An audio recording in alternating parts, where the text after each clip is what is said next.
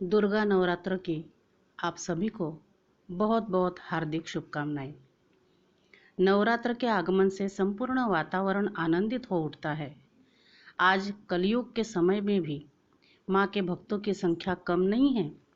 इसे माँ दुर्गा का प्रताप ही कहा जाएगा कि आज भी संसार में निरंतर बढ़ती बुराइयों के बीच भी भक्तजनों की श्रद्धा में कमी नहीं आई है।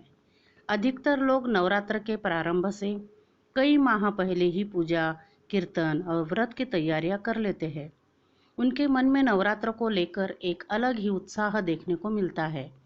इन सभी बातों के साथ ही अधिकतर लोगों में विभिन्न प्रकार की धार्मिक कहानियों और मान्यताओं के बारे में जानने की इच्छा हमेशा रहती है। इसी तरह माँ दुर्गा के विशेष पर्व नवरात्र से जुड़ी हुई कहानियां सभी का ध्यान अपनी ओर खींचती है। विभिन्न पुराणों में नवरात्र को मनाने के पीछे काफी कथाएं मिलती है। उनमें से कई कहानियां आज भी लोगों में काफी प्रिय है। शक्ति उपासना का पर्व नवरात्रि क्यों मनाया जाता है? माँ दुर्गा की आराधना क्यों की जाती है? इसको लेकर दो कथाएं प्रचलित है।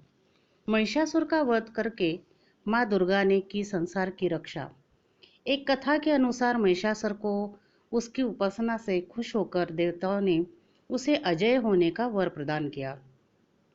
उस वरदान को पाकर महिषासुर ने उसका दुरुपयोग करना शुरू कर दिया और नरक को स्वर्ग के द्वार तक विस्तारित कर दिया। महिषासुर ने सूर्य, चंद्र, अग्नि, वायु, यम, वरुण और अन्य देवताओं के भी अधिकार छीन लिए और सर्वलोक का मालिक बन बैठा। देवताओं को महिषासुर के भय से पृथ्वी पर विचरण करना पड़ रहा था। तब महिषासुर के दुस्साह से क्रोधित होकर देवताओं ने माँ दुर्गा की रचना की। महिषासुर का वध करने के लिए देवताओं ने अपने सभी अस्त्र शस्त्र माँ दुर्गा को समर्पित कर दिए थे, जिससे वह बलवान हो गई। 9 दिनों तक उनका महिषासुर से संग्राम चला था और अंत में महिषासुर का वध करके माँ दुर्गा महिषासुर मर्दिनी कहलाई। दूसरी कथा यह है कि श्री राम और रावण द्वारा माँ चंडी देवी को प्रसन्न करना था। एक कथा के अनुसार लंका युद्ध में ब्रह्मा जी ने श्री राम से रावण वध के लिए चंडी देवी का पूजन कर देवी को प्रसन्न करने को कहा और विधि के अनुसार चंडी पूजन और हवन हेतु दुर्लभ 108 नीलकमल की व्यवस्था करा दी। वही दूसरी ओर रावण ने भी अमरत्व प्राप्त करने के लिए चंडी पाठ प्रारंभ कर दिया। यह बात पवन के माध्यम से इंद्रदेव ने श्री राम तक पहुंचा दी।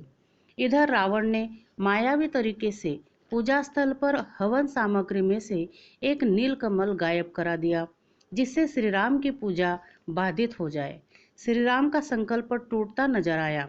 सभी में इस बात का भय व्याप्त हो गया कि कहीं माँ दुर्गा कुपित न हो जाए। तभी श्री राम को याद आया कि उन्हें कमल नयन नवकंज लोचन भी कहा जाता है, तो क्यों न एक नेत्र को वह माँ की पूजा में समर्पित कर दे। श्री राम ने जैसे ही तुणीर से अपने नेत्र को निकालना चाहा, तभी माँ दुर्गा प्रकट हुई और कहा कि वह पूजा से प्रसन्न हुई है और उन्होंने विजयश्री का आशीर्वाद दिया।